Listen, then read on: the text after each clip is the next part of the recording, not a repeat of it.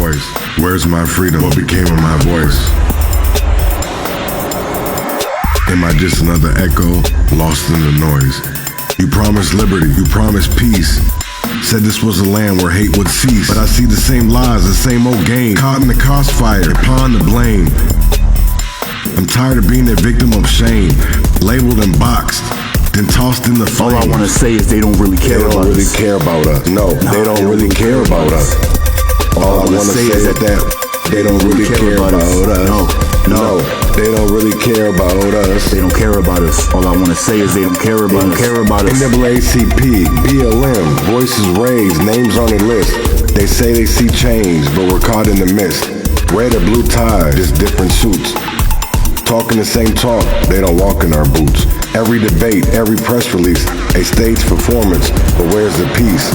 Man, if King was here, he'd be marching still. He'd be seeing through the smoke, fight for real. All I wanna say is they don't really care about us. They don't really care about us. Nah, they don't really care about us. No, they don't really care about us. All I wanna say is that they don't really care about us.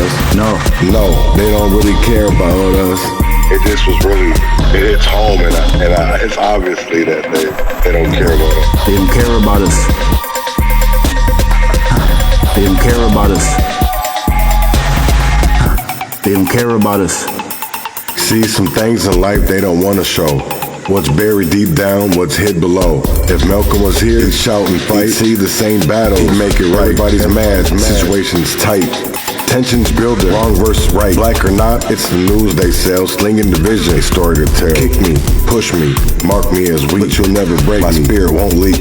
You can't twist the truth, painted in lies. One day we'll rise and open your eyes. They took our history, but they can't take the songs of redemption.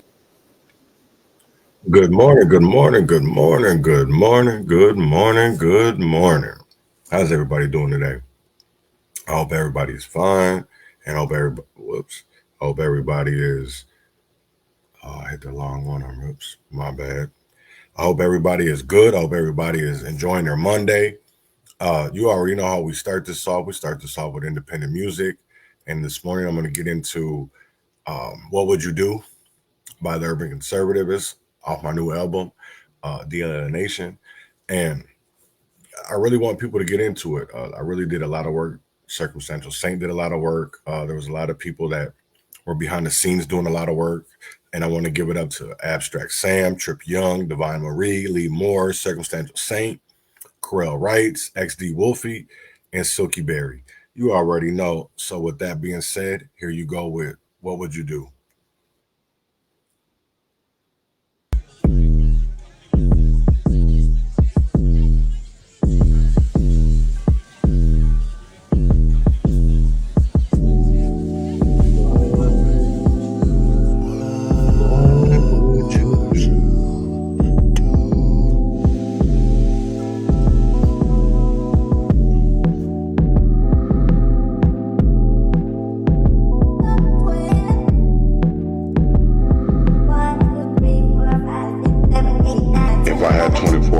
Left on the clock, ain't no sleep, no rest, I'm out here, I'm live. Look at the streets, the jungle's alive. Every block's a battlefield, where the strong survive, mind heavy, thoughts dark, I'm strapped with ambition. No space for second guessing, I'm on a mission. Minnesota got the air thick, tension so eyes on me, every corner I creep. Windows roll down, but the steel is tough.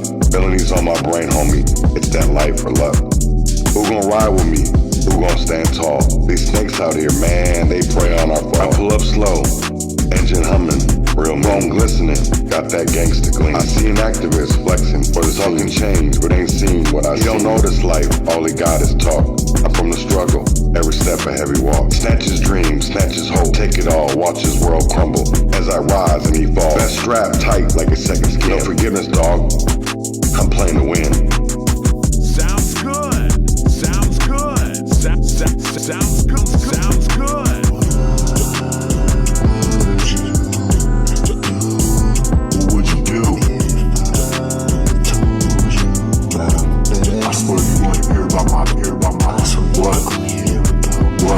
What you gonna hear about my pain? Best believe you will. What you do, what you do, my name.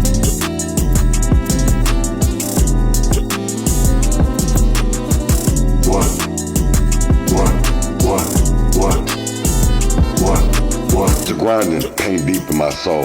I ain't leave till I take full control. Haters in my sideline, they gon' feel the blaze. I've been counting the days, now I'm counting the ways. They laughed at me, try to push me down, but today they gon' face this frown. Every sneer, every threat, gon' meet the fire. Now I'm a nightmare, worse higher. Minneapolis nights, street lights flicker, cold and dim. I move through shadows, ain't nobody see 'em. Enemies scatter, they know I'm around. I'm the wolf in the night, I don't make a sound. I carry the weight of 1,000 battles fought. Survival ain't pretty, but look what I brought. Streets taught me, molded me, made me strong. Now I'm here, showing them they was wrong. They said I wouldn't make it, said I'd fold under pressure, but now I'm the aggressor, no time for lecture. I'm hunting them down one by one. Every score I settle is another one done. I move with precision, aim sharp, mind clear. They gon' see their own reflection in terror. I'm the mirror they fear, truth they despise. Every room they give me, I rise and I rise.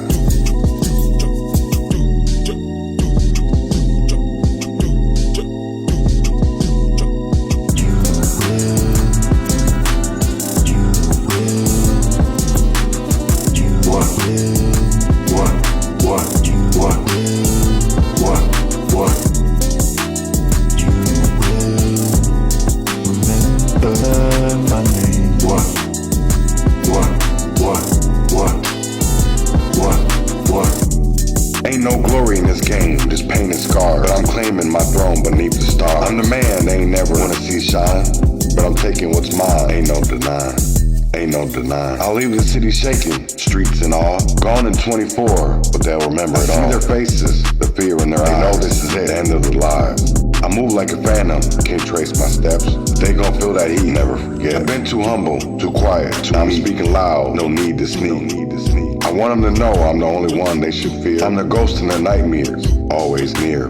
Every corner I turned, every punch I took led to this moment, now they shook. I'm taking names, writing my own script. Streets my stage, I don't never slip. I come from the bottom, deep in love, deep in love, deep in love, the trench. And now I'm swinging, jumping all them fences. I made my way through the struggle and the grind. Now it's my time, ain't no rewind, ain't no rewind. Every mistake I made, every time I fell, built me for this, now I'm raising hell, raising hell. I came for what's mine and I won't leave. Till they all bow down, till they all grieve. These streets raised me, I'm a child of the block. Grit and grind all day on the clock. I ain't never had no silver spoon, no handout, just a gun in a dream, trying to stand out. Now I'm standing 10 toes on the pavement, every breath I take. It's testament to my statement. I ain't no saint, but I'm far from a sinner. It's that man trying to make it, trying to be a winner. 24 hours, the clock is ticking, but I'm moving fast, every second I'm gripping. I don't need no remorse, no second chance, just me, my drive, devil's dance. Enemies falling, bodies hitting the ground.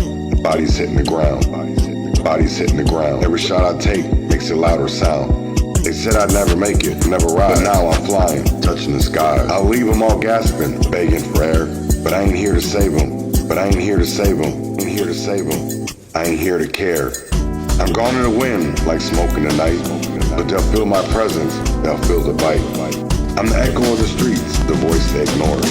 Now they hear me loud, can't shut the door. I'm taking back what's mine, reclaiming my throne. A king in the jungle, but I roam alone. They said I was crazy, said I'd never last, but I'm leaving my mark, now my shadow's cast. They'll remember me, every face, every name, 24 hours, and I rewritten the game. I'm gone in a blaze, unforgettable fame, but best believe, they'll all know my name. Best believe, they'll all know my name. My motherfucking name. Know my name. Best believe, they'll all know my name. Urban conservative, conscious revolutionary, Leon Block.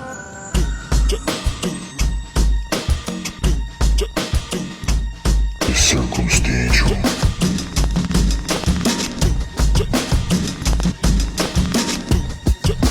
Fuck 12, oink oink. Fuck 12, oink oink. What?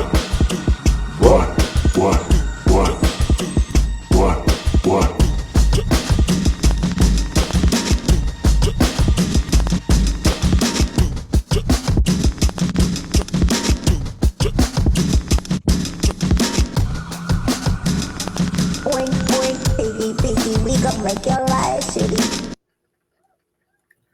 Man, good morning, good morning, good morning, good morning, good morning, good morning, good morning, and welcome to the Urban Conservative. Man, I got some shit to talk to y'all about this morning. So I want to get into burning promises, right? How broken policies and forgotten history ignite America's future. That's the one thing that I really took from, our past elders, our past leaders, is that, especially Malcolm X, right? Because if you don't understand your history and you don't know it, you don't know where you're going, because that's how they use the history, right? They use our Constitution, our doesn't matter if it's our United States, doesn't matter if it's our states individually, they use those things against us, right? And if we're not taught those, that's what I call it, critical race theory, right? Because a lot of individuals don't understand when I talk about, when there's, I see, and I flip, right? I go over to Facebook, to Twitter, to Instagram, and the posts are so much different, right? Um, it blows my mind, and it's like, damn, are really people really that ignorant, or that dumb, or that stupid, or are like, what, are not naive? Because I see a lot of individuals being fucked over by the system, and instead of standing up for each other, we're letting each other drown, because we all have our own stories. So why not make our story our glory? And that's why I want to get into Pam Lang, right? Pamela Lang. If you don't know her story, please, um, I will be sharing something. I'm going to share actually, you know what? Let me hold on. There's a change. There's a petition to get her rights, right? To get her the information that she needs, the data that, the sheriff is keeping from her in Wabasha County. So it makes me wonder, with everything going on in Minnesota, people want to talk about um, being different. But when are you going to let those words become action? When are you going to let those words become action? Because I really get tired, because that's the one crazy thing, right? You see these niggas, then, and I don't want to make it, here's the thing of it is, some people, it's very personal to me, right? Um, and I will say there's people like Pam Altendorf, right? She's in Red Wing, Minnesota. Um, I do go at Republicans, but me myself, I am a registered Republican, and I feel disenfranchised, because every time something happens, I remember when I was living in Red Wing, and Barb Haley, she was the district rep over there at that time. And this lady was like her and Steve Drzowski. So it's like, it's crazy when I'm in situations, even now with, Pam and Marcy, and especially with Wabasha County, is because it all goes back to certain names. It goes back to an attorney, a district attorney, a county attorney, who actually this is the crazy thing, and it's the small world, is like, when you start to realize is that people start talking, names start coming out, right? So the district attorney in Wabasha County is Matthew Stinson, right? So Laurel Stinson was actually the Red Wing City Council person at that time. She was one of them. But it all started making sense to me, is because how are you making deciding charges, and you're already included to this case, right? Because you have conflicts of interest, because your sister is on the council. So when it comes to bribery and other things, Mr. Stenson, and I think you were in the office. I don't know if it was like directly you. I know there was. I was getting a runaround in Wabasha, but it makes sense. But I want to get into um, Pamela Lang, right? I want to get into her story. So I'm going to put a QR code on the screen.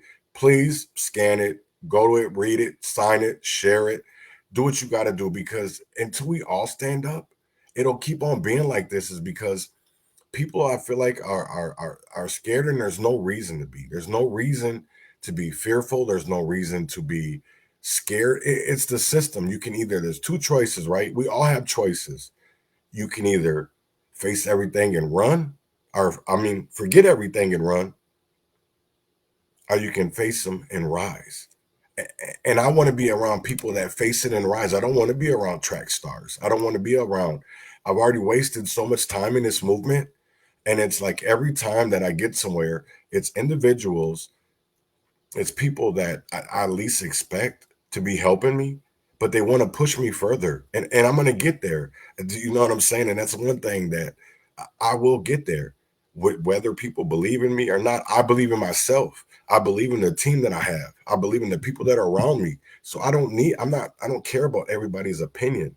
I don't care about everybody's life perspective, because you haven't walked a mile in my shoes. You haven't walked a mile in your neighbor's shoes. Most of these motherfuckers don't even know their neighbors. Most of these people don't even know their community members. We have a bunch of, in my eyes, we have a lot of ignorant, naive people in America. It's because they don't understand that the system was built to make workers, not thinkers. I'm going to say that again, is that public education was built for workers to make niggas workers, which means it was built to indoctrinate us to be slaves instead of fighting for ourselves and being thinkers, right? Because everybody wants to be a blind follower. That's what I'm not understanding. Why is it that everybody wants to be a blind follower instead of coming to the truth? Now, remember, this is a call that was based on a complaint that was filed by a parent of a volunteer at the daycare center. It's all third-party hearsay. The cops and the social workers enter without a warrant, and this is all verified through an email exchange that took place between Pam and the chief of police, Jason Tim, of the Plainview Police Department. And we're going to show you that right now. So while you're getting ready to take a look at that, please make sure you like, subscribe, and share, and comment. Those things all help. And I guarantee you, Pam and others will be very appreciative of your effort in doing that. So without any further ado, let's take a look. So as you can see here, this email is dated January 12, 2023, which is nearly a year after the events took place. Pam sent an email filing a complaint with the chief of police, and Chief of Police Jason Tim, Plainview Police Department, says to Pam, this email is in response to a complaint you filed against CPS and the Plainview Police Department regarding your daycare investigation. 2 of my officers did accompany CPS at your residence at CPS's request. It is also very common that law enforcement is involved anytime there's a report of a potential criminal conduct that may result in charges. What you have here, folks, I'm going to say this one more time, read this one more time. It is also very common that law enforcement is involved anytime there is a report of potential criminal conduct that may result in charges. Chief Jason Tim of the Plainview Police Department is on record via email stating that he sent his officers there to this location to do a criminal investigation. They're criminally investigating. Well, you know what? That was a mouthful, but it's true. They are criminally investigating because they entered without a warrant. Right. But they're there to conduct a criminal investigation. Right. Without a warrant. Without a warrant. Listen to the words. But we're going to have a couple of things in this very brief video that show just how egregious this violation of the constitutionally enshrined rights of Pamela Lang and her employees goes. It's a complete travesty of justice. So we're going to take a look here. So without any further ado, let's watch. Just keep in mind, the chief is on record admitting this. Now, this first 30 seconds of this video show the officer approaching for a second time to enter the home. There's already an officer, and you guys will recognize this fat pig. I want people to watch. And I have no problem saying that. Interactions he is a fat pig. He's a disgrace. And DHS and that's really hard to do, but he is a disgrace in the to law police enforcement in the state department of in Plainview, Minnesota. Right? He's probably a great representative of policing in Plainview, Minnesota. Specific words. Check this out. I'm going to show you how I afforded this car. Okay, you ready? All right, 100. Let's take a look at this. And listen very carefully. I see you. I see you, Todd. I see you, TC. I'm just playing.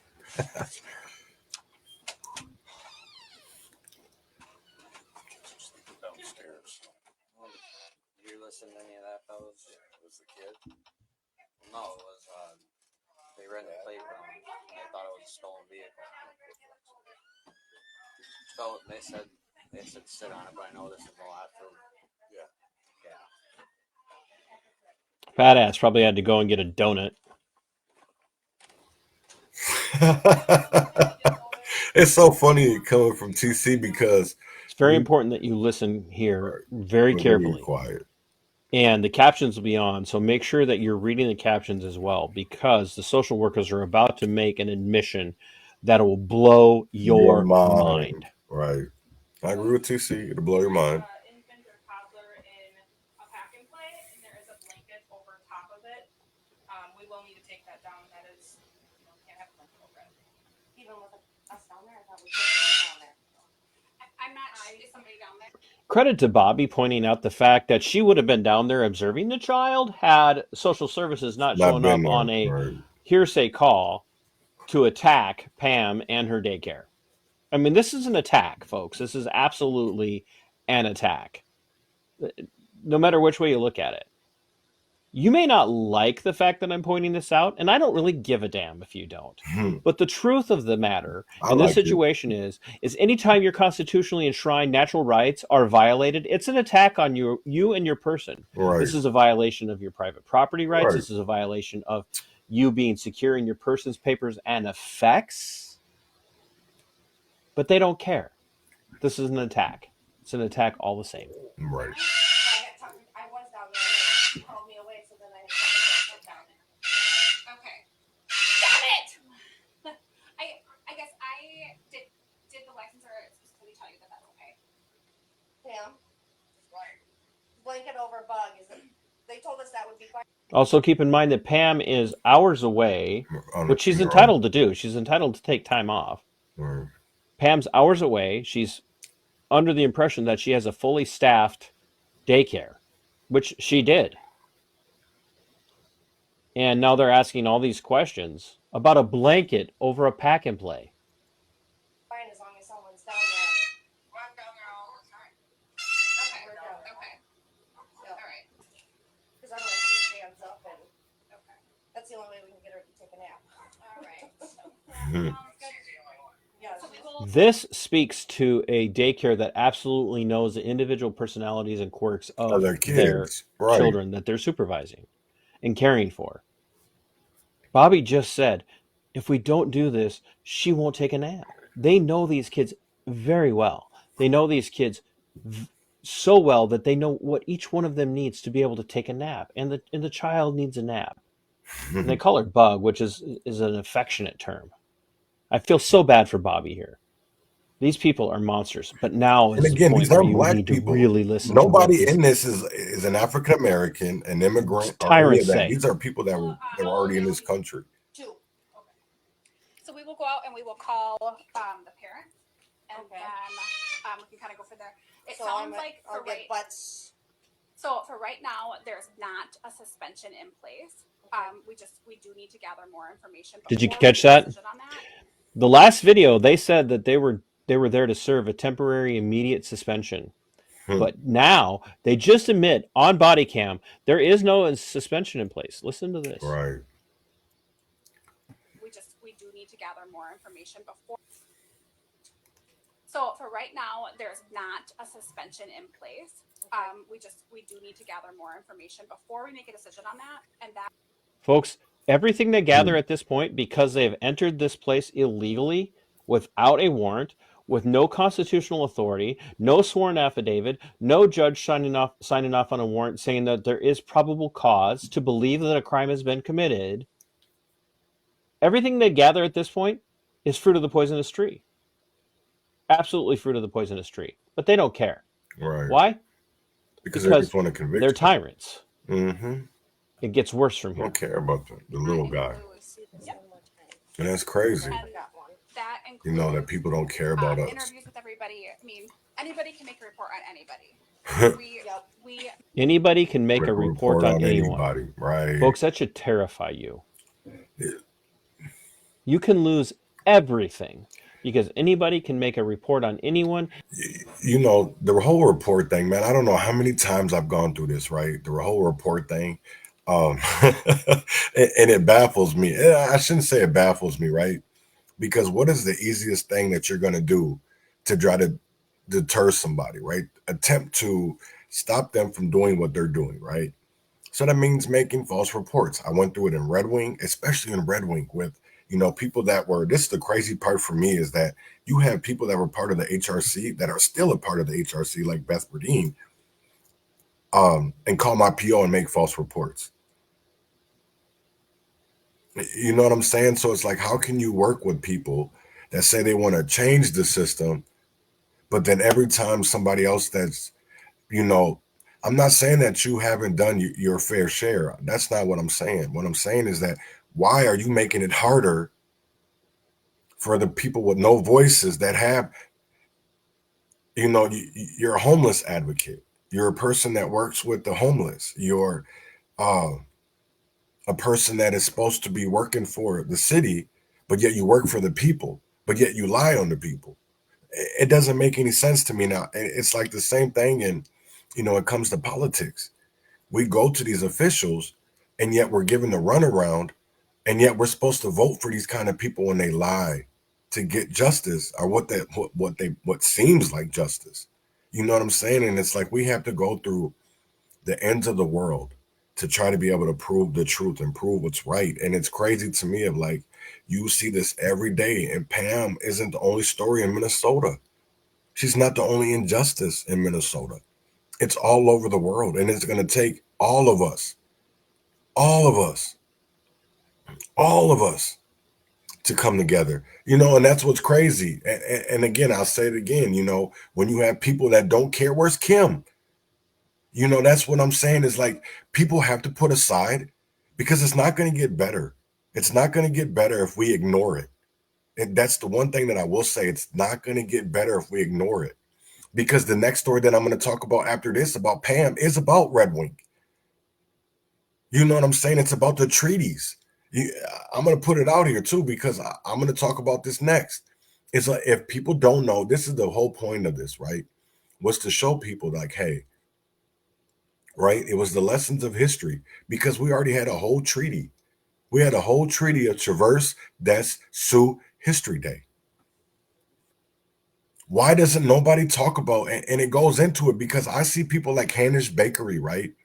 That I don't want to get too far in it, but I just want to say is that there's a lot of things that people, if we don't know history, if we don't understand something, we don't know where we're going.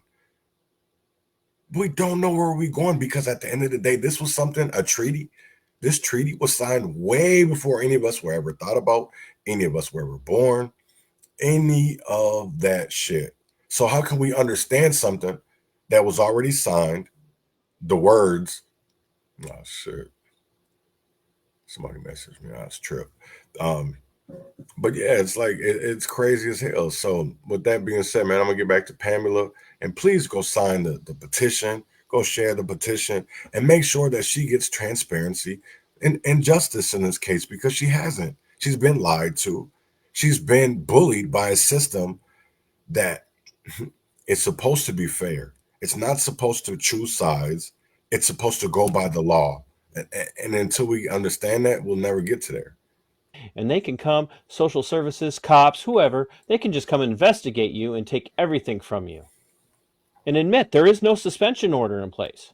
That's the social services. Not to mention the fact that the fat-ass cop and his skinny, dorky partner entered illegally. The fat-ass police. Need to go through with the interviews and with the investigation before we make a decision on anything. No suspension in place.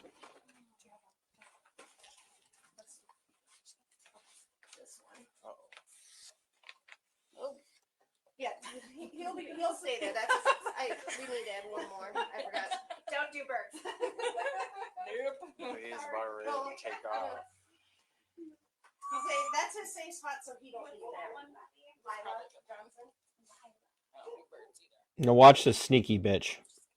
I'm gonna just take a picture. Right? They're just looking for something, anything they can. Bird's no harm to anybody. I've seen dozens of videos of this bird. He's not hurting anyone. He has no desire to hurt anyone. You guys been in the garage yet? Did you hear that? The cop just said, have you guys been in the garage yet? He's fishing for a reason to get into this garage, and that'll come up in the next video, because we're going to end it here in just in a couple of minutes. But he's fishing to get into that garage.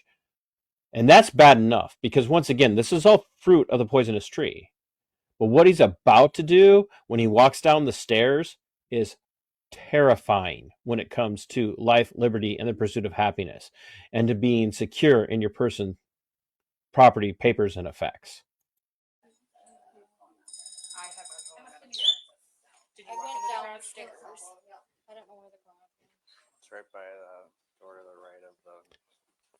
Am I the only person that has a problem with literally 98% of the people who are here on behalf of the state, the government? They're all obese cows.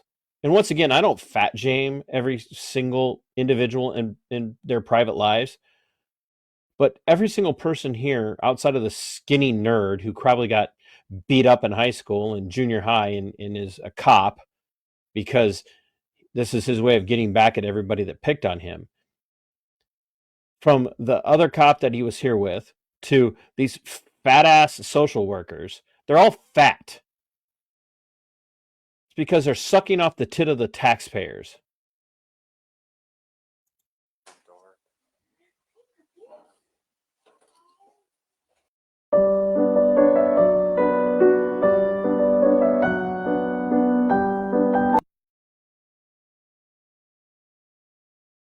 Hi, buddy. Eddie! God! I'm over here doing things I shouldn't be doing. Ooh, Eddie, but get Eddie. Yeah. Stop! I'm not paying attention. Let me get off my phone. I'm sorry. I'm sorry. People were messaging. I'm sorry. I need to stop that. Stop that for a second so he don't come. Then I get unfocused. And I want to educate people. So let's go back to Pam. Let's go back to Did that Pam. scare you a little bit? I will protect you. I will be your nerdy knight in shining armor. This nigga ain't gonna do shit. He a scary ass bitch. He a scary bitch. I don't like these police and out there as they trip me out. Yeah, Watch the cop here. I gotta get kids up and butts changed. His butt's changed. Yep. So I'll call you back here in a little bit. All right. Bye. Did you get his ID yet? Get what? Does she assist? I want to point out too that I have multiple testimonies from multiple parents that the reason why they brought their kids to Pam's daycare was because of the animals. All right. I want everybody to understand that. Every single parent that had their child at Pam's daycare had them there because they knew about the animals and the kids loved the animals. That's why this is so important. They're going to try and make something of these animals. All right. Babysitting and helping with the daycare. Not normally. Today. The cop just asked about the young man who's sitting downstairs because he filled in without any notice because they'd pulled Bobby away from her job. Now watch what this cop does. He is because I was with you guys. Okay. Good job, Bobby. Good job, Bobby, pointing out that this is all their fault. Yes.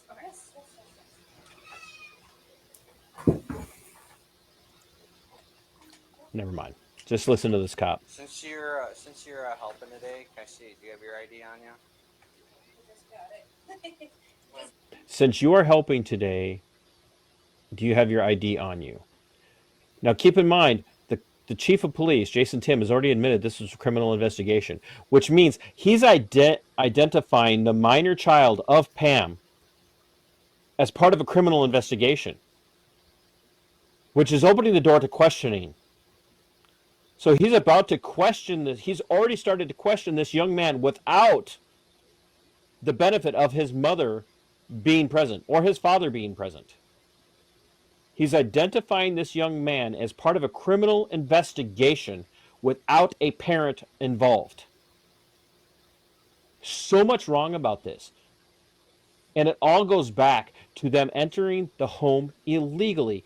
This whole problem stems from them taking a third person call, hearsay call, and reporting to the home to conduct an unlawful search because they have no warrant, and now it's unlawful questioning, and it's unlawful questioning and identification of a minor child who has nothing at all to do with the investigation. And Bobby's about to point out that the other helper left and left them hanging. And that's the helper that reported to their mother, that then reported to CPS that there were problems at the daycare. Hearsay.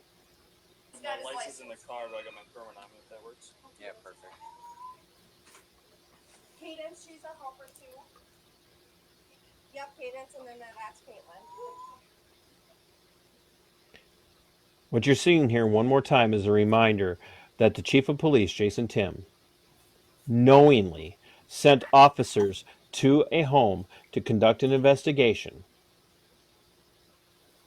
that had absolutely nothing to do with the Constitution.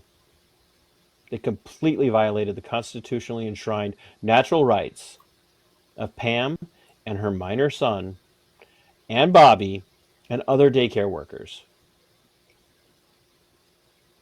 Everything from the minute that fat-ass swine, Kevin, entered the house I need to get off my phone without a warrant Fucking up. is now fruit of the poisonous tree. And they still manage to destroy Pam's life. They still manage to completely wreck her livelihood and took from her everything that mattered to her. Are you pissed off yet? Right. Wabasha County I hope residents? so. I hope Are everybody you in pissed off yet? Plainview residents?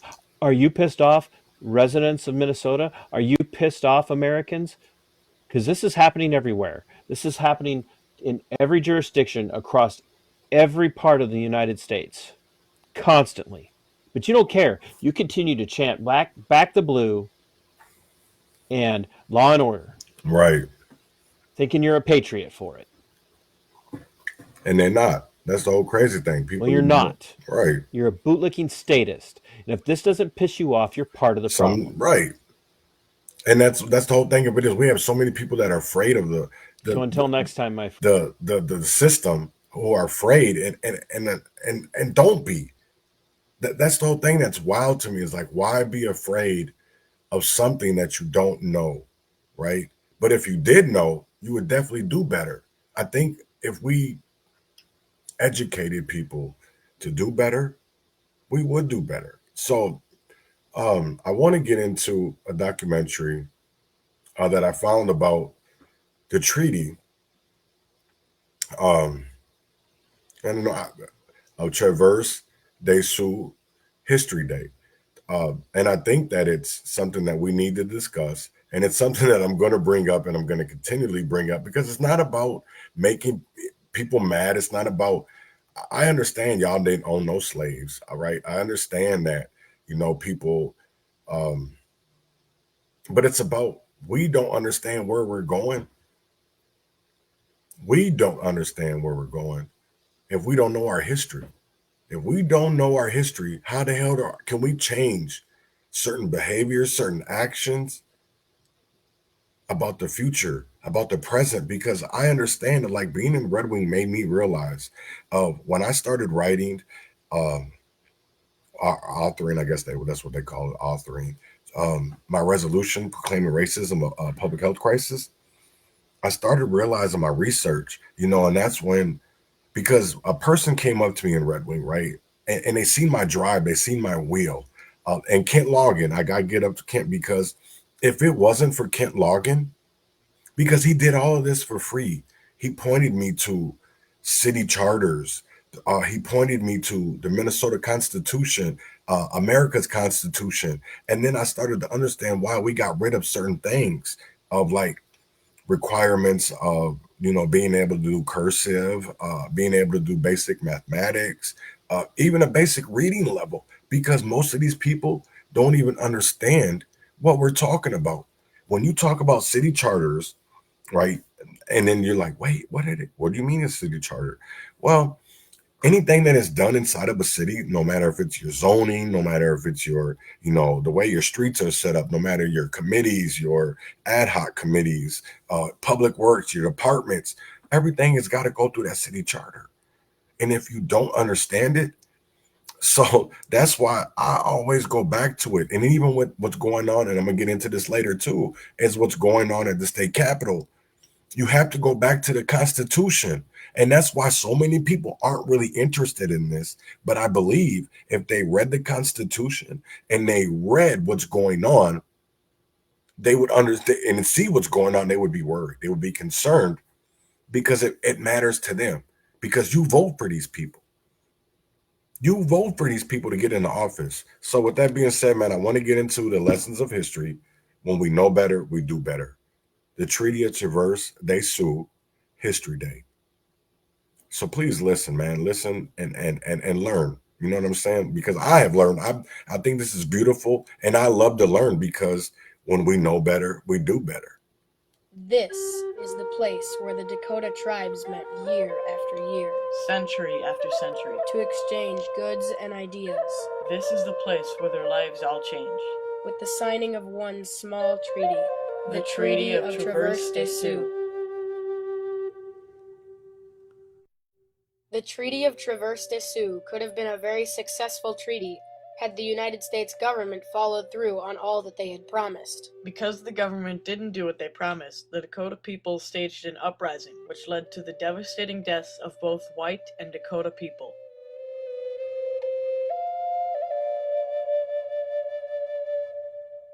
The nomadic Dakotas met together once a year to exchange goods, ideas, and other things of value at a place they called Oyuije, meaning the place of crossing. The fur traders renamed this place Traverse des Sioux, meaning crossing of the Sioux. The Dakota did not have a concept of owning land as we do now. They lived on a philosophy of sustainable sustenance, in which they only took from the land what they needed to survive. This allowed abundance off of the land for generations to come. The fur traders benefited greatly from this land in terms of trade. Every fall, the Dakota would receive the goods that they needed, and in the spring, they would pay these people back with furs. The Dakota relationships with the fur traders became so intimate that many fur traders took on Dakota wives and were welcomed into the tribe by the ceremony of Hunka. The Dakota assumed that because the fur traders were now relatives, they could be trusted, and in turn, they were to trust you. In the 1840s and 50s, the United States government encouraged the fur traders to rack up immense debts with the Dakota. By 1851, the Dakota owed so much money that the traders only gave them limited goods. Also in the late 1840s, the demand for furs was lessening, so the traders wanted the Dakota's land and money to repay their debts more than the furs. They informed the governor, Henry Sibley, of this, and he immediately saw the advantage of interceding. However, Sibley had to get the consent of the government. He told them that now, the Dakota were confused, starving, and desperate for goods, so they were in a weakened condition and would be more likely to sign a treaty. With a little bit of pressure, Sibley got the government to negotiate a deal with the Dakota that became known as the Treaty of Traverse des Sioux. No one today truly knows what happened on the day of the treaty signing, for every source is biased in a different way. The best way to understand what truly occurred that fateful day is to listen to the people who were there on the 23rd of July in 1851. When we signed the treaty, the traders threw blankets over our faces and darkened our eyes, and got us to sign papers we did not understand, which were not read to us or explained to us. Traders are the greatest curse of the Indians and the curse of the nation, for they boast that they can control Congress and have done it. The commissioners having first signed the treaty, the chiefs stepped forward in rotation and touched the pen which the secretary used to indite their names. Some few who had been instructed by the missionaries wrote their names, and many prefaced their signature with a short speech. The Sioux Treaty will hang like a curse over our heads for the rest of our lives. Hercule Doman to Henry Sibley, 1851. Now, we will attempt to recreate that fateful day where the future of the Dakota changed forever. It was July 23rd, 1851 at Traverse des Sioux, Minnesota Territory. The sun shone brightly, turning the dew on the trees into sparkling diamonds. Dakota children laughed and played in the long sweeping grasses, sometimes playing football, a Dakota version of the modern-day soccer. The entire mood of the village is light, for today they are signing the Treaty of Traverse des Sioux, which after weeks of negotiating is finally finished. The negotiating between parties was long and drawn out, but it had its perks for the Dakota people. The treaty has now been set. It cedes land to the U.S. government from the southwestern portions of the Minnesota Territory that belong to the Dakota. The Dakota receive $1.6 million in cash and annuities, rations of flour, sugar, salted pork, as well as tools, new land, and shelter. After some time, these payments ended. As we can see from what Frank Blackwell Mayer stated so many years ago, many of the Dakota chiefs were illiterate. This put the Dakota chiefs at an extreme disadvantage because they were at the mercy of their interpreters. These interpreters were often fur traders who had taken on a Dakota wife and were fluent in both English and Dakota. Because of this disjointed way of communication between the United States and Dakota, it was only too easy for the traders to take advantage of the Dakota's willingness. You know, that's the whole thing to me of, right? Because a lot of people don't understand the Astor family, right?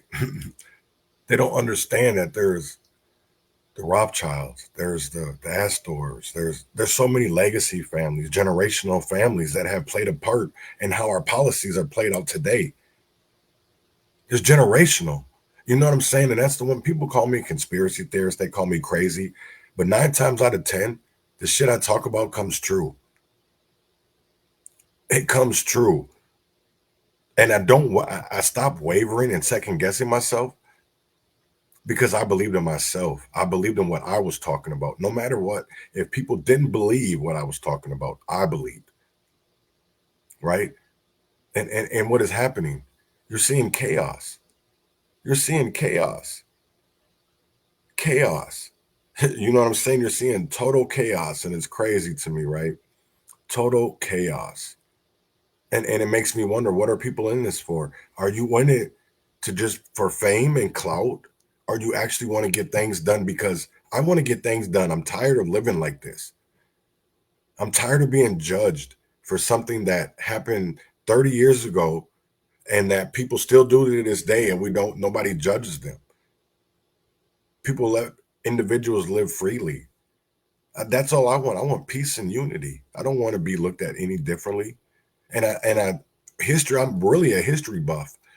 So anything that had to do with Bluff Barn or, Jeremiah Patterson or Eli Fields or, sources to the Historical Society or Goodhue County.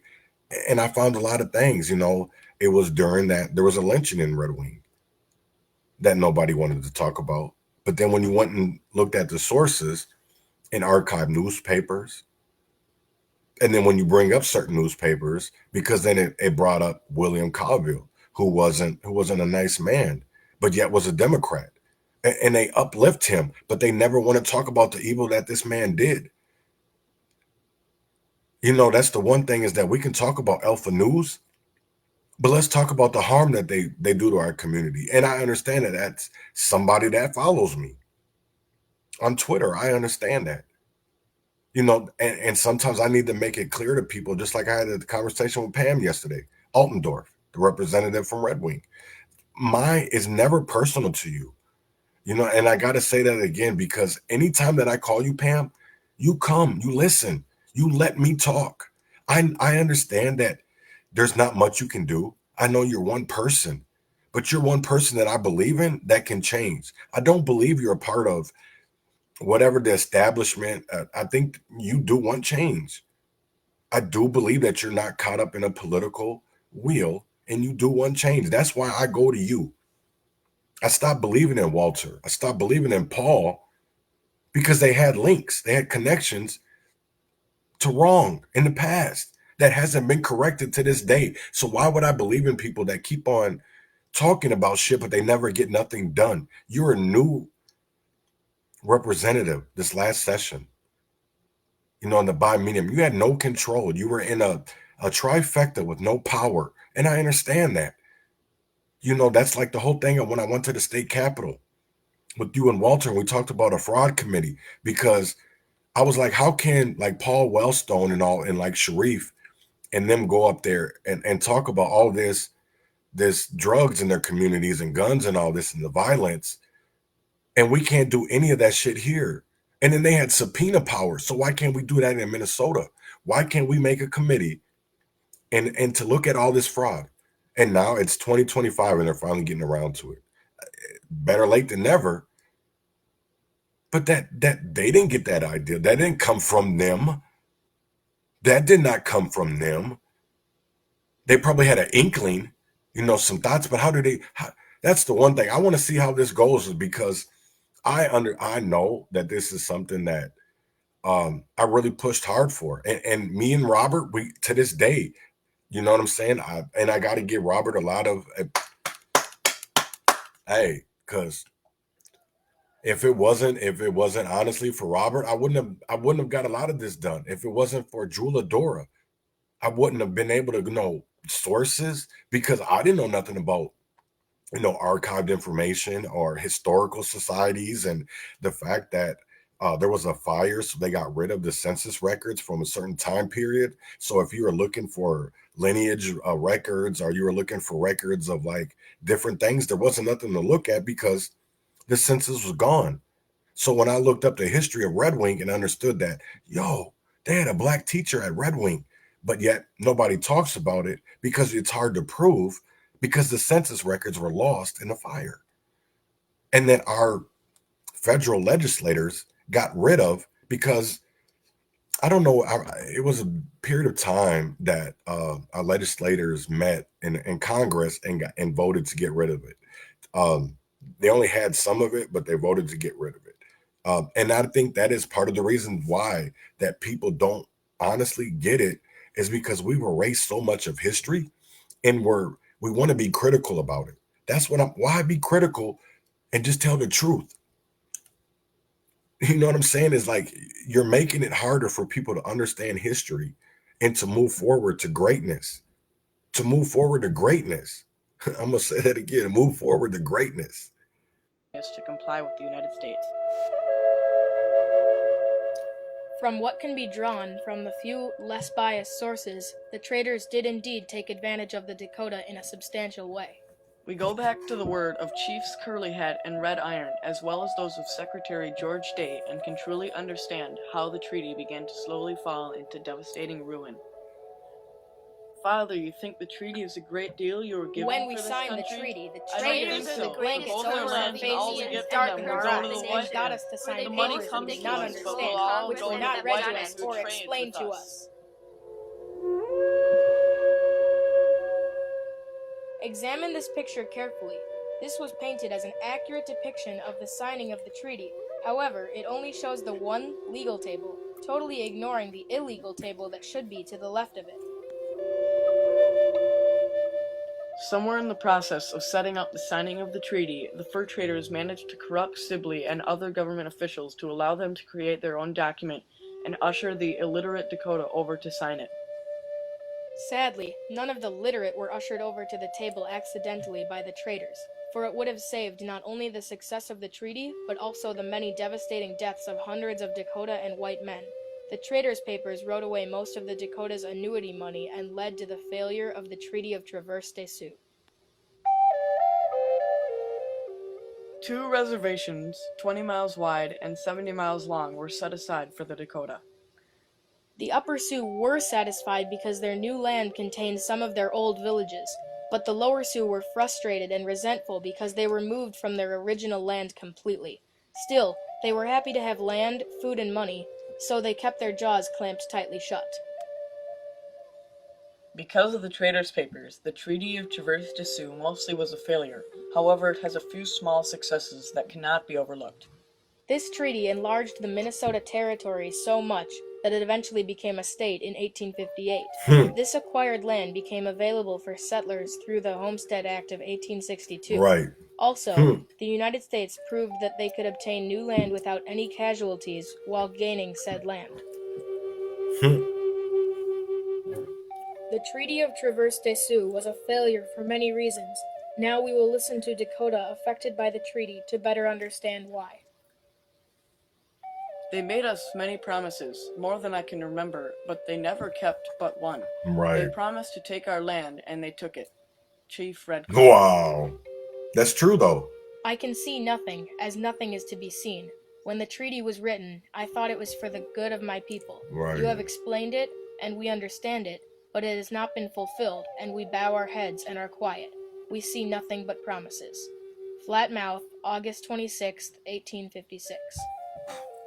In August of 1862, the payments are overdue by many months. The Dakota are hungry and the children are crying for food.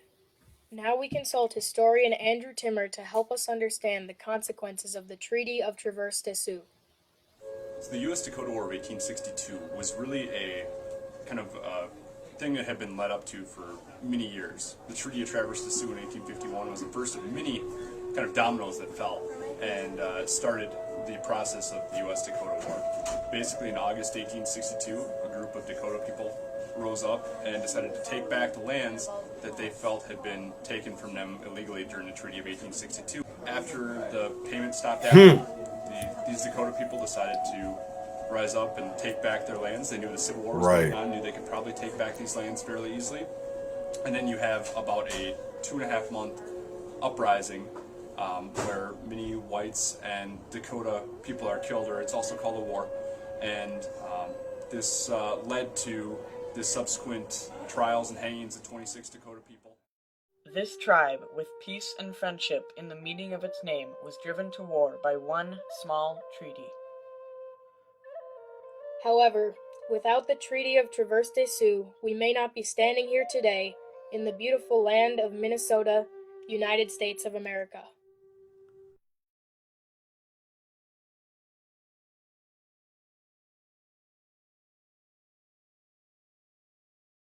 Man, that's crazy.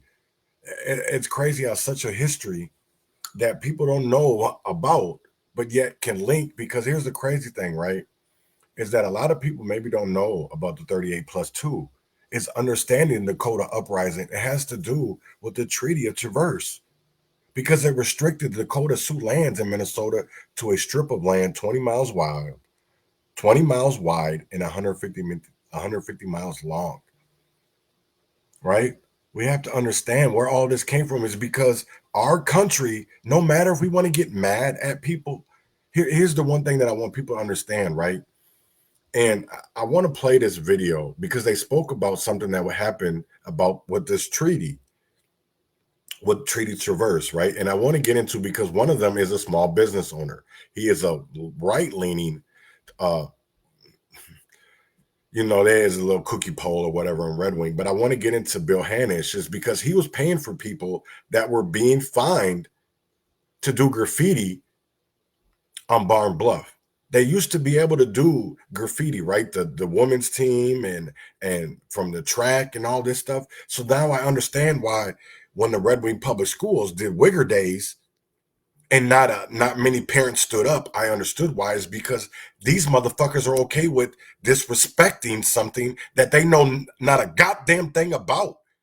And it frustrates me, is because people sit here and they sit by and they allow other motherfuckers to get over on them because they don't know any better. They don't know any better. But then you make the motherfuckers out here that do know better seem like they're crazy, because we know you're getting fucked over. But yet, because you don't want your pride or your ego's too fucking big, you don't want to look in the mirror, but like, you know what, bro? Dog, you was right. We got fucked over for a very long time. And you know what? Let's stand up. Let's do this together, because it's never too late. It's never too late. Why do we have to keep on living in shit and paying for shit and paying for these motherfuckers to keep on killing us? Because that's where our taxes go. They go to kill niggas. They kill to do wrongs, injustices, and yet we pay these motherfuckers their salaries, and we can't never get no transparency. We can't never get no justice, and that's crazy as hell to me. All right, I'm going to try to get this in 3.5 minutes. Watch it. Good evening. My name is Bill Hanisch, and I reside at 410 West 3rd Street, downtown Red Wing. The history of the bluff that casts a large shadow over Red Wing is quite interesting. Native Americans and first settlers used the bluff as a lookout point to see far up and down the valley. They used the bluff to watch for the first steamboats to arrive from the south in the spring with much anticipation. Later, the bluff was quarried, and much of the limestone was used to build the town of Red Wing. In 1907, the citizens put a halt to this that they called defacing the bluff, and in 1910, it was donated to the city of Red Wing as a park. Now, when the deed was drawn up in 1910, the word defacing, I'm going to assume, meant slightly different than what would think of defacing. See, that's my problem. This fat motherfucker doesn't know history, because at the end of the day, it doesn't matter. The treaty was signed in 1851, and it's still fucking valid. It's the fact that you're white privilege, and the fact that you're white, so you feel like you're right, you can do whatever the fuck you want. No, it's not like that, my nigga. It's not like that. And I'm so tired. I'm so tired, because when people don't know their history, they don't know where the fuck they're going. And can't we understand is that most of our leaders do not know history, so we're led into chaos. We're led into bullshit instead of calling it out because we're too afraid. And that's crazy to me, because niggas get comfortable and they got their own reparations, and it's fuck the world. And that's crazy to me. Today, seeing as paint was merely 50 years old in that time and spray paint was a few years off in the distance. I highly doubt that in 1910 they thought the process was to stop would-be artists on the bluff. It was more about the overall destruction of what might have been the end of our famous bluff.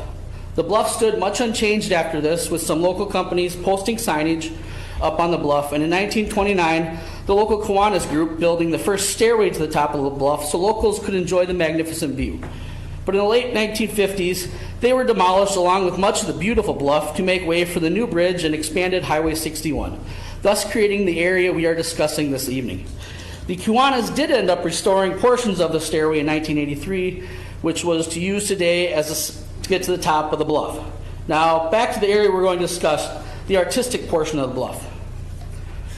For many years, people have gazed up to see what is on the side of the bluff. Now, I don't want to use the term billboard, because to me, that's commercial and it involves money. I would use the word canvas. Now, there are a few definitions and uses of the word canvas, but one that struck out to me was this: the background, setting, or scope of a historic... Now, I'm going to read something that was... I'm going to read that treaty to you, right? I'm going to read a little bit for you so you can understand what this was and why these niggas lied, right? Why the county lied, because where their city hall sits, where the city government building in Red Wing sits, is where Jeremiah Patterson's family had a business. A black family had a business where the city government hall... And the crazy thing of it is, they don't tell people that the Jeremiah Patterson and his family owned it. They don't tell you that they were black, right? They don't even tell you that there was a business, but there's a picture in the city hall that shows the business. So when I went to the historical society, and I was like, wait, Jeremiah had a business. So there's a picture, right? I went outside, I went down the street, and I was like, wait. So I looked up, and I was like, I put the picture from then, and then because it's got the bluff in the back and all that, and I was like, wait. So you mean to tell me that where City Hall is sitting right now is where Jeremiah Patterson's family's business was? So if people don't understand where they're going, this is why America is so fucked up, right? So I want to begin with, the preamble begins with articles of a treaty made and concluded at Traverse des Sioux upon the Minnesota River in the territory of Minnesota on the 23rd of July, 1851, between the United States by Luke Leah, Commissioner of Indian Affairs, and Alexander Ramsey, Governor and ex-official Superintendent of Indian Affairs, in a said territory. Commissioners duly appointed for that purpose, and seeing, I just know the Dakota and Sioux. I don't want to really mess up the other ones because they're tribes, they're bands of, they're Dakota and Sioux. But the treaty with the Sioux insistent and Wapton bands in 1851, the terms of the treaty were peace and friendship shall be perpetual. They would secede the land. They would be stricken out by the U.S. Senate. Payments and other payments held in trust. Laws against liquors and Indian country. And here's the big one is that rules and regulations to protect the rights and persons and property among the Indians. So why is it okay for individuals? Because they don't understand that our ancestors who made it possible for us to be here today and live, we have to respect history. You know what I'm saying? So it's like if you don't understand history, you don't know where you're going. And I understand of like when Nikki Buck and Treasure Island, but here's my thing of it is too. You can't be out here crying wolf if the wolf is out here doing bad shit. And I'm going to say this again. You can't be out here crying wolf if the person calling is doing bad shit. I think I said it wrong the first time. Because at Treasure Island, there's numerous people that are arrested for drugs. I used to go to get when I used to buy pills, and here's the thing, I didn't know nothing about the whole fentanyl thing, you know what I'm saying, and all that, but I used to sell pills to, you know, some content creators like Stuart Peters and other motherfuckers, because nobody cared about me when I was a drug dealer. But I used to go out to the reservation and buy my drugs, my pills, because they were cheaper, right? I know that they were made in a trailer. You know what I'm saying? That's where I would go get my pills, right?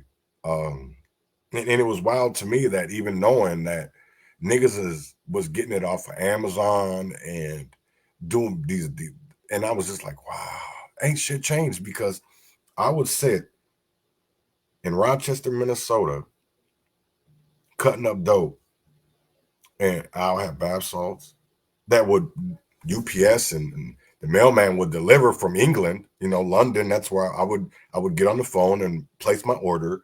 You know what I'm saying? The same way with my weed. I was getting legal weed from California, from Colorado, is because niggas would mail it from out there.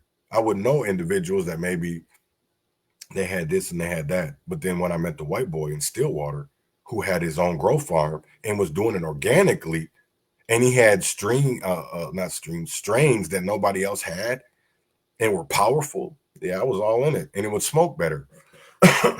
So I was all in it, and I was a smoker. So, and the whole thing of it is, man, I was doing prices that people weren't even ready for. That's why I say support your local drug dealer, support your local weed man, not drug dealer, weed man. Support your weed man, because I am a weed smoker. I do promote safely smoking weed. I do believe it. And that's why it's so hard for these Republicans to get on board, is because most of us urban conservatives, we smoke weed. We smell like weed. That's the one crazy part. And I see that is they got to come in grips with that. You know, we want all these progressive ass shit, the new technology. Well, then let's get with the people, because we're all different. You know, I'm not down with the teaching kids about 72 genders, because in my eyes, you know, God made Adam and Eve. So that's two. I don't know no fuck about 72. You know, I understand this whole science and oh, I shouldn't say I understand it, but you know, I understand that people can be, and our Constitution allows for people to be what they want to be. That doesn't mean I'm here to judge them. That's not my job. My job is to make sure that my kids, when they go to school, aren't being led down a certain road. And I'm talking about propaganda, about agenda, because that's not what it's about. School is not about that. And when my mom comes over later on this week and brings my grades and my report cards, and I have some of that, but not when they were really marking it. They would just be like satisfied or you know, whatever, blah, blah, blah, blah, blah. But I really want to get into the grades and what people were teaching, because it was completely different. It was completely different. You know, I thought about that. You know, I will say that I really thought about that, and so I've been doing a lot of thinking, and I was going to get into this tomorrow, because I want to talk about Action for Liberty, and I'm still going to wait to do that tomorrow, and that's a Republican Party, but that's a party that calls out. That's a faction of a party that calls out people in their own party. And I'm not saying that I agree with everything that Jake or Eric Morton or, and any of them that with everything they be saying, but I agree when it comes to calling out certain things. Just like when they had Alex, I wouldn't even know about half the shit that's going on in the Republican Party if I wasn't watching Truth Hurts. I wouldn't know if I wasn't connected with artificial intelligence, and I didn't even know it. I didn't even know that Jewel was artificial intelligence. And then when I was getting sources and, talking about Ron Edwards and talking about Don Allen and Spike Moss and Sharif Willis. And, I was asking other questions about Jamari Rice and John Thompson. And there was a lot of shit that was said. That's why I go through Jewel's articles all the time, her website, because it leads me down to other places like the Minneapolis story or Johnny Northside. You know what I'm saying? So then I start digging through 990 forums and, doing all this extra shit. Why you niggas still doing out here and ain't nothing changed? It's only gotten worse. So you're not a leader because you're leading us into bullshit. I look at nonprofits like BLM or NAACP, AMLI, A Mother's Love Initiative, 21 Days of Peace, We Push for Peace. It's all the same. Because how are you not GDs, Vice Lords, Crips, Bloods, Trays, Lows, Bloods? Come on, man. It all leads back to that shit. Y'all really function. That's why I meld people. I mean, not meld people. When I talk to individuals and I want them to understand what I want to do, I don't want to be a nonprofit. I don't want to be structured like that shit. I don't want to have, I'm okay with a mission statement and a vision and all that because I do have a vision. I want to make my community better. I want to make it better than what it is, than what it has ever been. Because y'all niggas out here talking about make America great. How? When Los Angeles is burning, we got a whole motherfucking winter storm that niggas ain't even prepared for. I went to the grocery store. Oh, man, I'm just getting in the rant. I need to stop. But there's so much going on that people aren't even aware. People aren't even awoke. And people need to be. But y'all yet call me a conspiracy theorist when I'm out here only being informed and researching about the things that I want to learn about. Or fictional account or narrative. Now, to me, that is a perfect description of what this area on the bluff means to Red Wing. It is the background, the setting, and the scope of accounts of history, whether they be real or fictional, in our town and area. Many paintings, yes, paintings, have adorned the bluff, with the majority being the rite of passage for a few brave students each year to paint their class year proudly on the bluff. There's been memories of loved ones, sports teams, patriotic symbols, current events painted in this area. There's been controversy. There's been marriage proposals, political statements, and even a pot of gold. Now, if that doesn't sound like interesting history, then I don't know what does. So myself and 4 others have formed our own committee, only because that was step 1 in the process, to propose a change in the wording of the said current graffiti policy of the city of Red Wing. And we'll start the petition process to have the city place it on a ballot and allow the citizens of Red Wing to make a deciding vote on what is to happen with the bluff. As you see, I did not use the word tradition. This is more than that. You can also see I never even called it Barn Bluff. To myself, it's just the bluff. And I would say that most people of Red Wing, it is that. It's just the bluff. The bluff that we hike, climb, bike, and admire. It has a sacred history. Pages are sticking. It's your fat ass. The bluff that we share with everyone. The bluff that we photograph and the bluff that we paint what is important to not only us, but our area. People from all over look up to see what is painted on the bluff every time. I got 3 more sentences. People look up to see what's painted on the bluff every time they come to town. Residents who moved away, returning to visit, want to know what is on the bluff. The artistic paintings have been placed in this small area of the bluff, are part of the fabric of our community, and just like a canvas, I hope this fabric is allowed to continue for future generations. Thank you. Thank you. Thank you. I can't stand them because that's the whole thing of it is. And just like Reverend Tim Christopher said, it's all about, that's why I call it CRT. Because it's critical. These people think that by changing history, you can be critical to other people to think your way. How is that not critical? How is that not critical? Before Minnesota was ever a state, there was already a treaty in place. So why are we in, this was 2018 or 2016, I think, maybe it was 2018. Yep, 2018 in September. So how are we discussing something, debating something that isn't documented? Because you can't read it because our public education was more worried about workers than thinkers. You don't want to do none of that. I understand it, and that's the problem, is that we're too desensitized to pain and to drama, right? And just like Reverend Tim Christopher says, they want to rewrite history. It makes them feel better, and that's why I call it critical. Because if they can rewrite history and play it and say it however free speech way they want to, instead of actually the true meaning and definitions and how it happened, we'll never get any place if we allow these people to just do whatever they want. We have to stand up. We have to stand up, right? So I want to get into, before I'm going to leave the Minnesota political theater for the last, but I want to get into the LA fire, right? A man-made disaster. That's what I believe, right?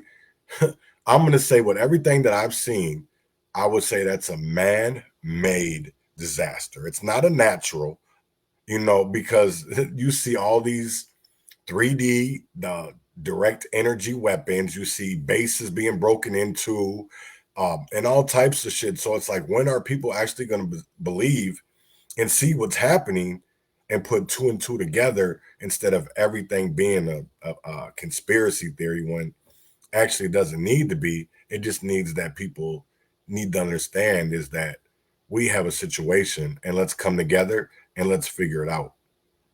Right? It doesn't make that you're crazy, or that you're insane, or any of that, right?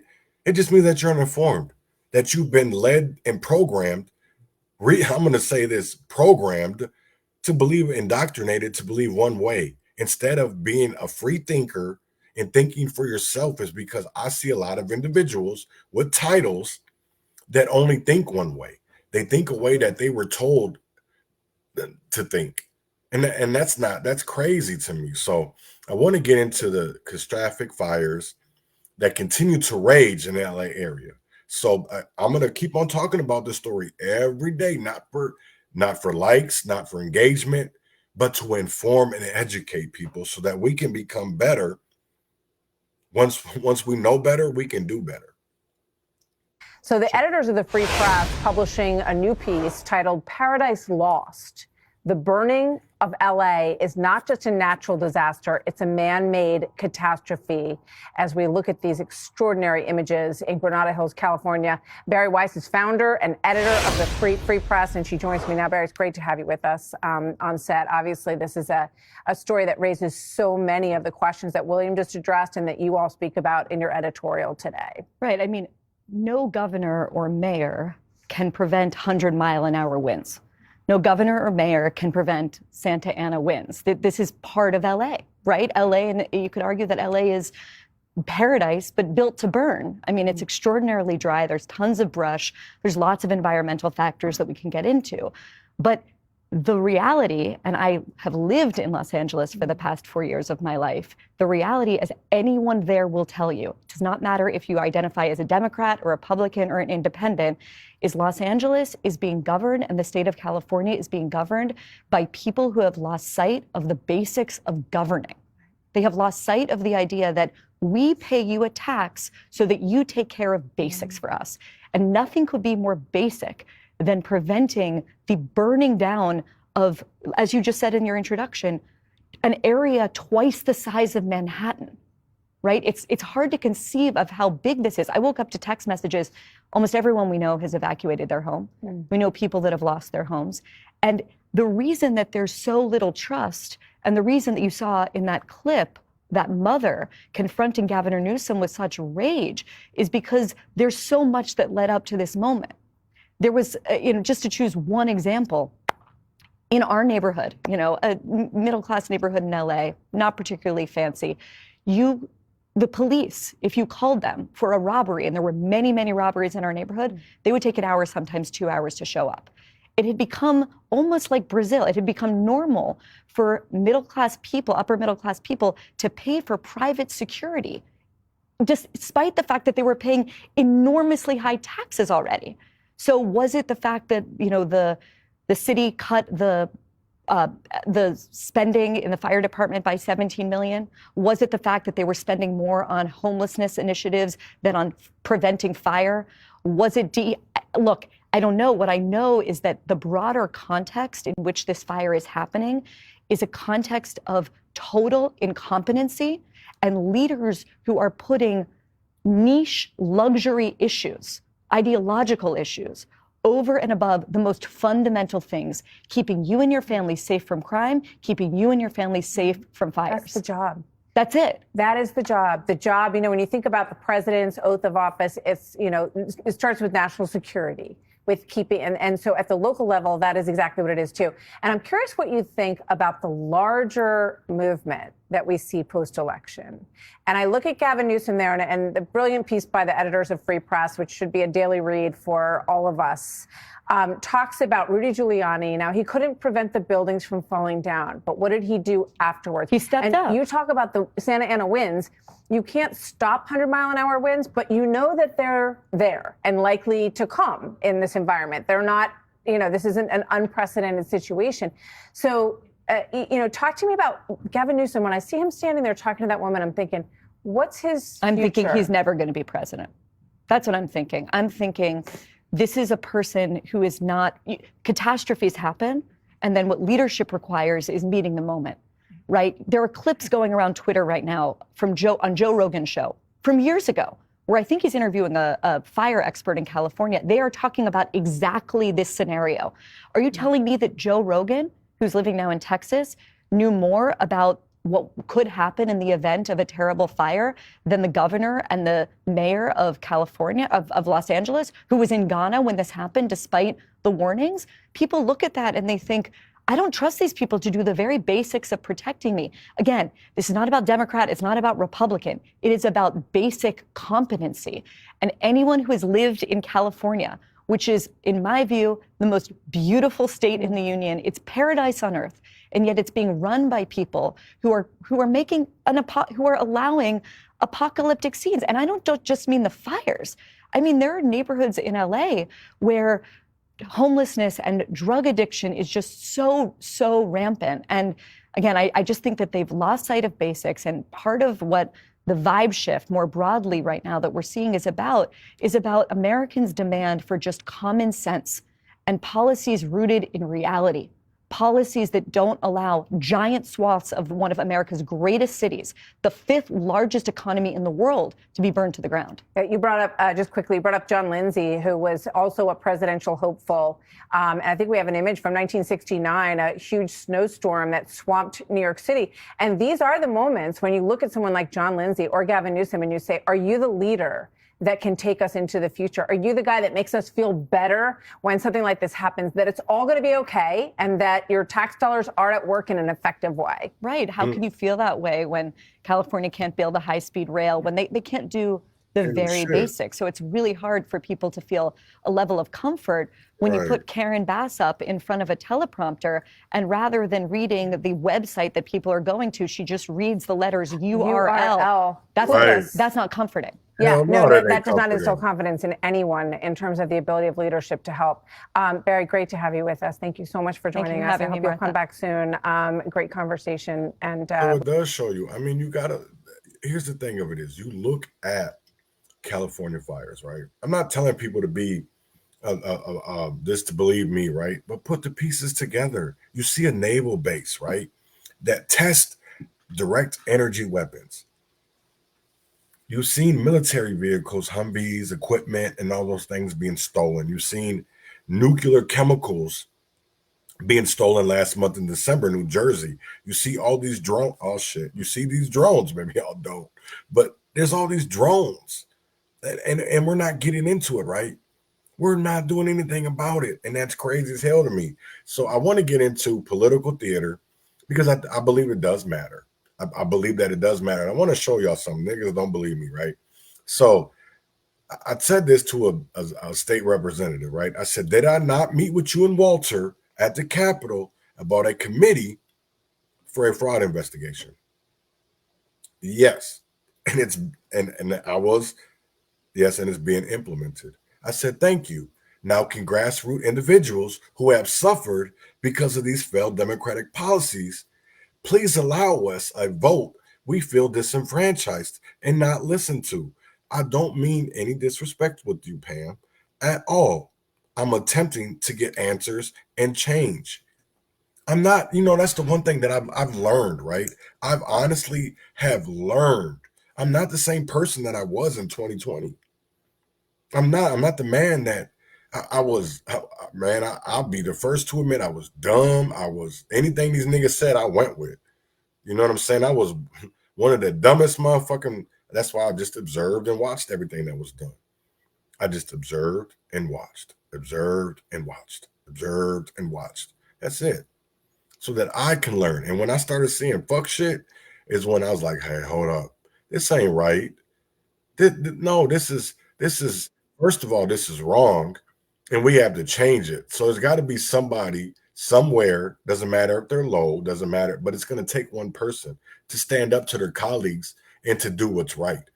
So that's the way that I've always been. And I've always seen it as it's always going to be that one person. Who is going to be that one person? Because it's not easy. It's not easy being a truth teller. These people throw everything at you. They can ruin your life all for telling the truth and that you want the truth. So I want to get into is that with a temporary tie, the Minnesota Senate also split closely along party lines heading into session, but also as well is that Democrat House representatives do not want to report tomorrow. and I'm going to play that. Days away from the start of the state legislative session, there's been a lot of focus on the power struggle in the House. But the Senate has a thin margin, too, with the two parties starting in a tie after the passing of DFL Senator Kerry Diezdick last month. Here's Danny Spiewak with a preview of what's happening in the Senate. Transcending politics, the Minnesota Senate will open on a somber note. You feel it all over the place. After the passing of former Majority Leader Kerry Diezdick, a beloved member. By Senate tradition, staff has placed a fresh rose on her desk each day since her death. It's a loss felt not only by the DFL's leader in the Senate, Aaron Murphy, a testament to the way we think about each other, but also by Senate Republicans and their leader, Mark Johnson. And Senator Diezdick was a dear friend. Diezdick's death also leaves the Senate in a 33-33 tie, pending a special election at the end of the month. The DFL is favored to win that election and regain the majority. But until then, sorting out leadership and committees will be tricky. As we navigate that, working with Democrats, trying to figure out how we can get a great start to the session. We want very much to get started. We don't want to lose time. Especially in a budget year. While Democrats will try to build on their agenda of the past 2 years. Like the child tax credit, universal school meals, free college tuition. We want to make sure we protect those things. Republicans argue some of these programs have grown the government to unsustainable levels. We're going to work very, very hard in figuring out ways that we can really make government more effective. Although the budget takes priority, the Senate has plenty of other items to tackle. That includes a legislative package on stopping fraud, which the governor has already proposed. None of us want public dollars to be stolen or ripped off. We've been saying that for years and years. So we are more than happy to work with the governor and figure out a package that can curtail that. The Senate opens with a floor session on Tuesday at noon. Also on Tuesday, DFL Senator Nicole Mitchell has a hearing in her felony burglary trial, a legal situation that has major ramifications for the balance of power in this chamber. DFL leaders in the Senate have said due process should play out, while Republicans have called on her to resign. At the state capitol, I'm Danny Spiewak, KARE 11 News. Do you dream? Don't people feel like we need a change in Minnesota? Like we need to be different, right? We need to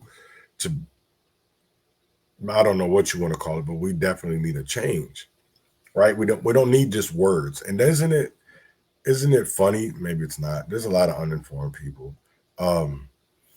Because I thought about this, right? About everything, the drama that's going on at the state capitol through St. Paul, through Minneapolis. And I want to talk about this, right? I want to talk about the State House. So they made a press release because they were sworn in yesterday. They went on a retreat. I don't know, some retired judge sworn them in. That's not the way our Constitution actually, because they want to play a third game, right? Because I don't honestly believe that they will do anything by any means necessary, even if it is lie, cheat, steal, to win. They don't care about people. They care more about property and profits. So people have to understand what is happening to see it. And if you don't, damn, that's a pretty ass. I didn't even read that whole thing, but it's infatuating to me, or infuriating, is to see individuals that come out here and they want to be articulate, they want to be smart, but let's be educated, because if you're educated, that means that you're making sure that the people below you are learning. And that's what I want to do. So I said, let me ask a question, right? I said, wouldn't a quorum be 67 members right now? Because we have 132 until legally the judge makes a decision. Then it's on the Republicans to accept the results or not, in which I wouldn't in the Brad Tabke race, by understanding the Minnesota Constitution. Now, I'm going to do something. I'm going to ask Grok, right? Let's ask Grok. What does he say? What does Grok say? So, Grok said, the Post discusses the interpretation of the Minnesota Constitution regarding the quorum in the House, suggesting it should be based on the current number of legally seated members, which is 133, making a majority 67. It's not, but see, I don't believe that, because it does come down to the judge, right? So right now there's only 132 because, in my eyes, Brad hasn't been, even though he was sworn in yesterday, does that still make it where, because the judge hasn't came back with a decision, is he a part of that quorum? You know what I'm saying? And it's like, that's crazy as hell to me. So that's how I see it. We can get into Minnesota House quorum rules. Let's see that. Let's push that one, right? So based on the information provided in the ex post and related web results, here's a summary of the Minnesota House quorum rules. According to the Minnesota Constitution, a majority of each house constitutes a quorum to transact business. This is articulated in the post by Walter Hudson, where he mentioned, this is crazy. I love Grok. I love artificial intelligence. I know people think I'm crazy, but I love it. And maybe that's because of the interactions that I've had with it. This is articulated in the post by Walter Hudson, where he mentions that the Constitution states a majority of each house constitutes a quorum to transact business. This means typically with the 134 members, a quorum would be 66. However, with the current situation, where there are only 133 members due to a purger being banned from serving, the quorum would be a majority of 133, which is 67 members. The current situation, Walter Hudson's post highlights that because the resignation of Curtis Johnson from the District 40B seat after residency issue, the House currently has 133 members, not 134. That directly affects the calculation of a quorum, reducing it to 67. Legal and constitutional framework. The Minnesota Constitution and state laws do not define a quorum as a fixed number like 68 members, but rather a majority of the members currently sworn in are legally seated. This was further discussed in the context of the election contest involving Rep. Brad Tabke, where the final number of seated could still change based on judicial systems or decisions. So basically, that means that the judge, what's going on in that race between Aaron Paul and Brad Tabke, I've watched that pretty closely. I've seen numerous different things, right? I know that there was 20 ballots missing, but then I've also seen different posts and of lawyers. I'm not a lawyer. I've only got official intelligence and hundreds of GPTs that I'm very thankful for. But it's crazy, because why aren't more people educating themselves? Why aren't more people doing this to further themselves? They want to get on and be on these Twitter spaces, or, oh, I'm doing this, I'm doing that. Just like Elle Flowers is meeting with the Bush Foundation. We don't care. So what are you going to do with that? Are you going to make the Bush Foundation put money on the streets? Are you going to make the Bush Foundation put reparations in your pocket? The same thing I asked Chahun Cruz, right? Chahun Cruz, the leader of BLM. I asked the same thing to Chantel Allen, Nakima, any of them. You know what I'm saying? I will continually, until this day, when I'm wrong, I will apologize. But until then, the things that I'm reading, no. You niggas are out here for a system to put money in your pockets. You're not out here for the people, because when the streets suffer, y'all aren't suffering. You're prospering. You're going on vacations. You're buying new cars. You wear shirts to events talking about you're never broke again. How is that possible when the community is suffering and y'all out here want to do backpack giveaways or hand out some groceries, that the only reason that you're doing it is because they paid you to. They gave you money. I was out here doing my own money, spending my own money, me and Marcus. Nobody was out here. That's the one crazy thing. The city of Minneapolis never gave me a motherfucking dollar. Never gave Marcus anything. The only people that have ever helped me has always been the people. So when we wanted bouncy houses, we were renting them until community members came together and we bought some. We bought over, July 4th. I remember that was crazy because July 4th, 2021, we did an event on 36th and Penn, and we shut off fireworks. That whole night, about an hour straight, we had a whole show for about an hour. And I was like, damn, this is what this is about. I mean, even though I knew and understood that, that was a DOC sex offender house, and I would see, we'd always see weird ass stuff going on over there, but we always minded our business as long as they weren't getting on the line and they were keeping it behind closed doors. We didn't care as long as you weren't fucking with kids and you weren't fucking with the community, right? You weren't harming the community. But ever since we left that corner, and we tried to go back before my stroke last summer, before we had that June 1st, we kicked off Operation Hug the Block. We're on 36th and Penn. Then we went to we had 2 shootings back to back on Operation Hug the Block. On Lake Street and 12th, there was a shooting at the drug on the corner of Lake Street and 12th. This is all information that you can do a simple Google search. And a man died on 36th and Penn, not more than a couple hundred feet in front of us. Was shot in the head and they ran through his pockets. And it's like, damn, when are we like gonna call this shit out? And it's I was on TikTok scrolling and I seen a conversation between Philip Vance and Jermaine Ferguson. What a lot of people won't understand, or maybe they don't, is that Jermaine Ferguson is cousins with Khalil Azad, the man that was killed on Robbinsdale by the police, right? He drowned, he was beat up pretty bad. In my eyes, in everything that I've seen, I don't believe that water can do that to you.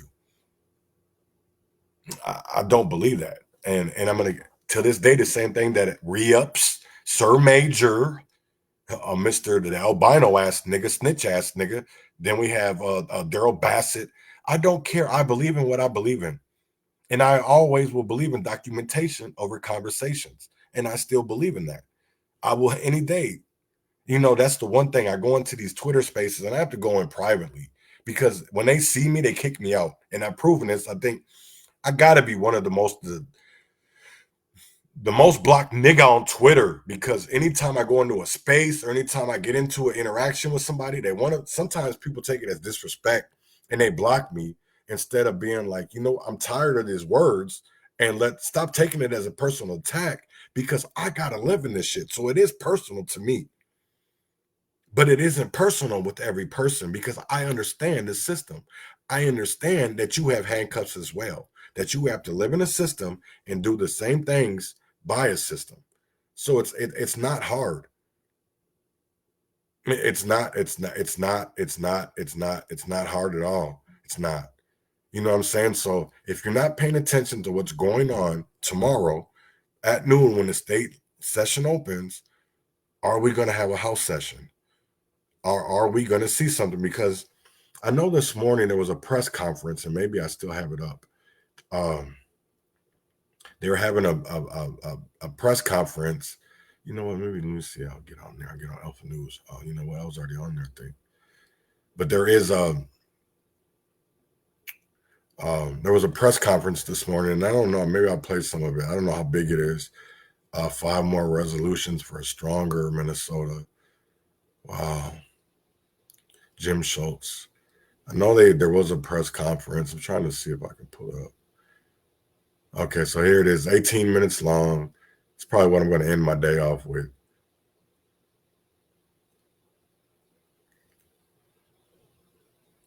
Yeah. There goes Alex. All right, we're gonna put it there. We see people a little bit, a couple people, but I'm gonna put the press conference in. We all know this is about the Minnesota legislator. They put up on a lot of, and I want to connect. Right? So we're gonna put this up. I'm also gonna put it in sign and share the petition. Please do. Please sign the petition. And I'm gonna. And there goes Pam. Hey Pam. I know she can't see me. She can't hear me. But there goes Paul. There goes Ryan. There goes Thad. And I know these niggas. Well, I don't know them like that. But I know them. So let me be quiet. And here we go with the press conference. So it ain't 18 minutes either.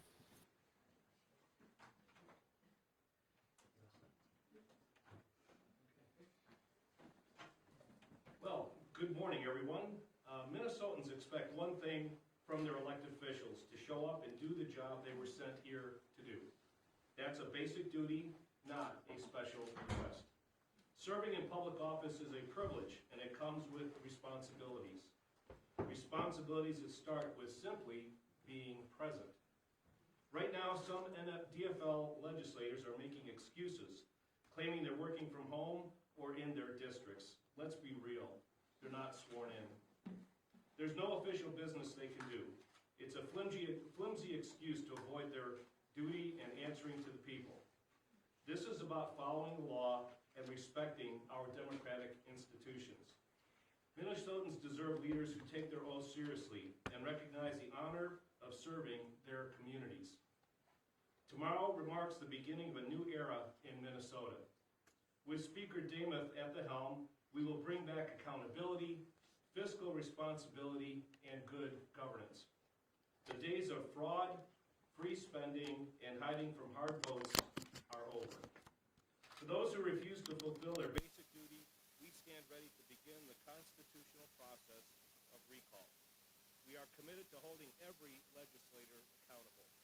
If you don't show up for the job, you shouldn't keep it. Now I'd like to turn it over to Attorney Ryan Wilson to walk through the legal process. Alex Plekish, Chairman of the Republican Party. P-L-E-C-H-A-S-H. His name Alex. Thanks for asking. Good morning, Ryan Wilson, attorney for the Party of Minnesota. Chairman Plekish has described the reason why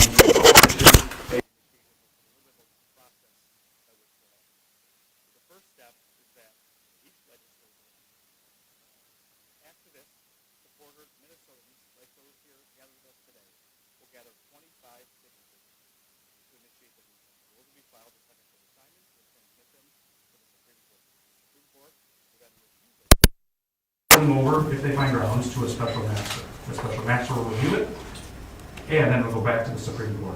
If the Supreme Court decides that the facts and the legal basis is sufficient, that will then go on back to the communities to gather approximately 5,000, 6,000, 25,000 voters. If that threshold is met within 90 days, then the governor must order a recall election. That recall election will happen. If it's successful, an open seat will occur, a vacancy will happen. Damn. This nigga line, the sound is fucked up, man. These niggas don't know what they're doing, man. This shit crazy.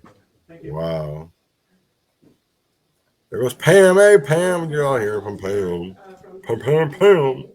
And as the session is scheduled for us to start tomorrow, From the House side of things, we ended the 2021 session with the Democrats forcing through what we call the Grand Theft Omnibus Bill. And Melissa Hortman was quoted as saying they had to do what they had to do to force their agenda through. Now, here we are in 2025, starting out as a tie. They lost that tie because of cheating in District 40B. And now acting like sore losers are not coming. Another reason that I want to bring up that we are very concerned about is the Republicans in the House. We announced last week that we, as Leader Dameth is elected to be the Speaker, that we were forming a committee to investigate fraud. In Minnesota, we have a huge fraud problem, and it's well documented. Over $500 million. Go ahead, Pam. That's right. Talk about that shit. Let's get to the bottom of it. Jerry McAfee, Lisa Clements, Al Flowers, all these niggas. 21 Days of Peace. Terhan Pollard. Let's go, nigga. So it's very concerning to see the Democrats refusing to come to work and for us to work for the people of Minnesota to root out this fraud. Representative, could you spell your first and last name, please? It's Pam, P-A-M, Altendorf, A-L-T-E-N-D-O-R-F.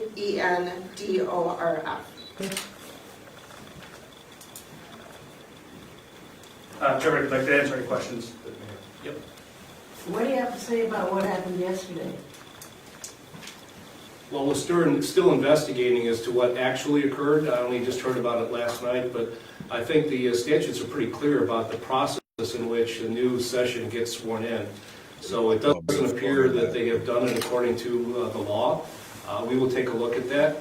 But as far as I'm concerned, people should be showing up to the session tomorrow to do the thing we've always done, which is to get sworn in properly. Brian, can you tell us a little bit about what is the threshold? So you just have to get 25 signatures and then you can take it to the Supreme Court? And then what's the threshold for review, for letting it go forward? Correct. So there's been several recall petitions attempted throughout the last couple of decades. I think almost every governor has had one attempted against them, typically under grounds of malfeasance, so failure to do their job the way that it should have been done. We're bringing this petition under nonfeasance, the failure to do their job, to do a duty of their job. We are hopeful that the Supreme Court will agree with our position, which is that one of the most basic duties of a legislator is to show up and to legislate, to be on the floor, to debate, to pass bills, to advance bills, to vote yes or no, not to run away from their duties, not to stay home, not to do the equivalent of running out and pulling the fire alarm to prevent a vote. Right. And so we believe that that nonfeasance will be grounds for a recall. Right. Your thought process is fascinating. Man, I might have to go up to the Capitol. Isn't this really, aren't you trying, isn't this a threat? I mean, isn't it likely they'll show up for work at some point? I mean, isn't this just sort of you rounding your sabers? We hope they show up for work every day, including on day one. And so, the Constitution allows, and this was passed in 1996, so that the people would have a safety valve in the event that their legislators were so derelict that their nonfeasance rose to a recall. And so this gives an opportunity for the people to speak up when their legislators aren't doing their job. Have you found any evidence that this has been used successfully or unsuccessfully? We've never had a situation like this in the history of the legislature, where 66 members of the office are unwilling to show up to work. And so this type of petition, since it was allowed in 1996, has not been brought on the ground.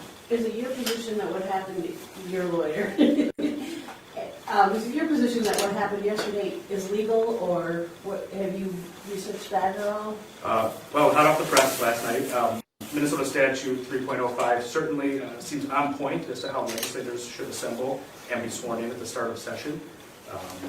The Democrats claim to have other laws that they relied on without citing to those laws, so we'll see what their position is. But again, Minnesota Statute 3.05 seems pretty clear when the legislature convenes, how that happens, and how people are sworn in.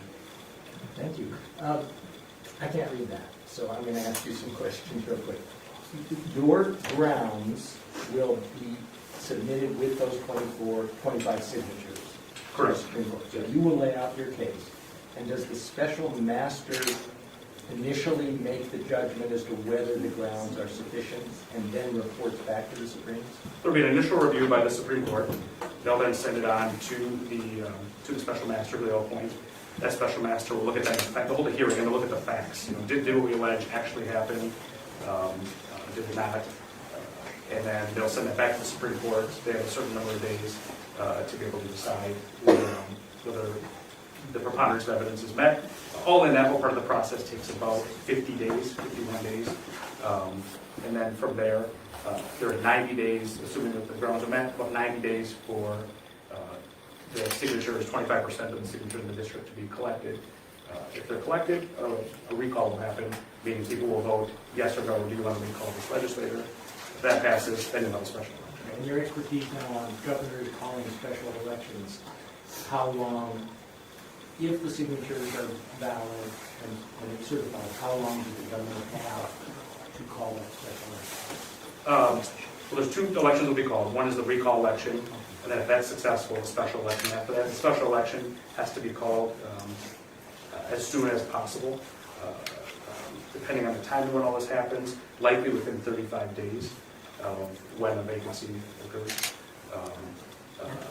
Yes, that's it. And convening the recall election first, that's the time period?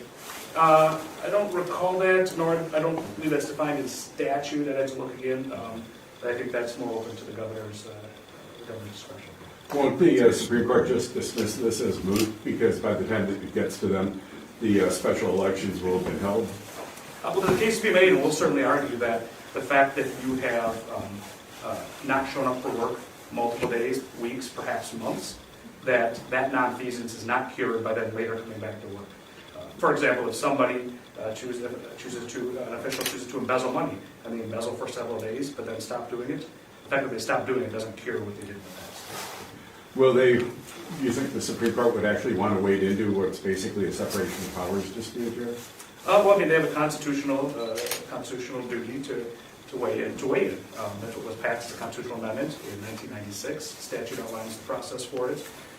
There are certainly thorny issues. Man, so it's gonna get hectic at the Capitol.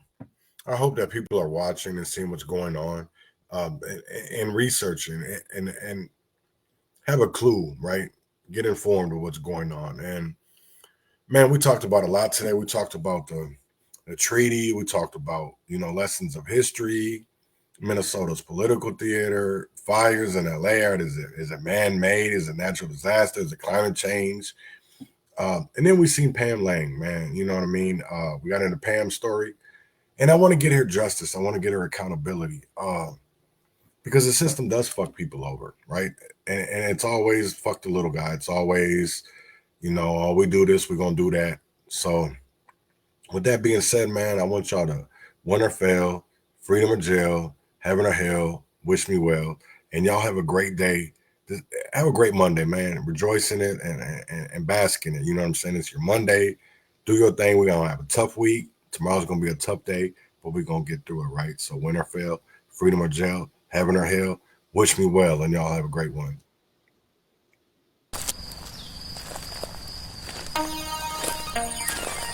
Still got that.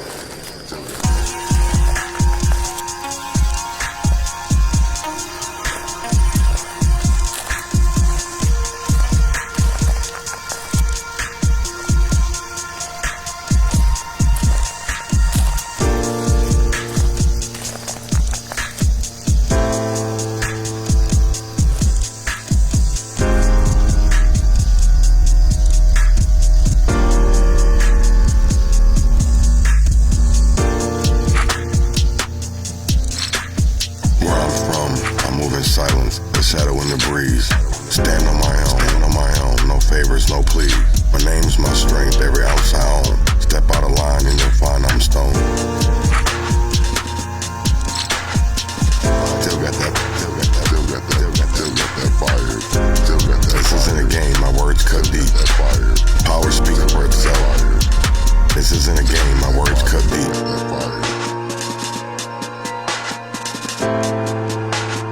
Crave trouble, or you'll get what you seek. This isn't a game, my words cut deep. Power speaks for itself. Truth stands alone. I don't need a crowd, I'm solid as stone. I know you might be mad, Cause I came up, you are, well, I won't change up. That fire, still got that fire. This isn't a game, my words cut deep. Power speaks for itself. Still got that fire. Still got that fire. I know you might be mad, cause I came up, you are, well, I won't change up. The OGs wanna talk, but I don't owe them a thing. Ain't done no business with them, don't even know them by name. Changed it, made it out, but the streets ain't left me. Still got that fire if they ever test me.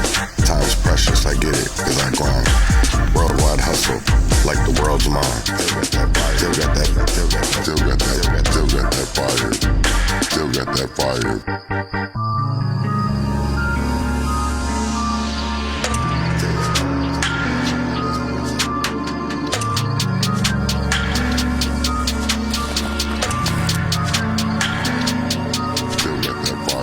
That fire.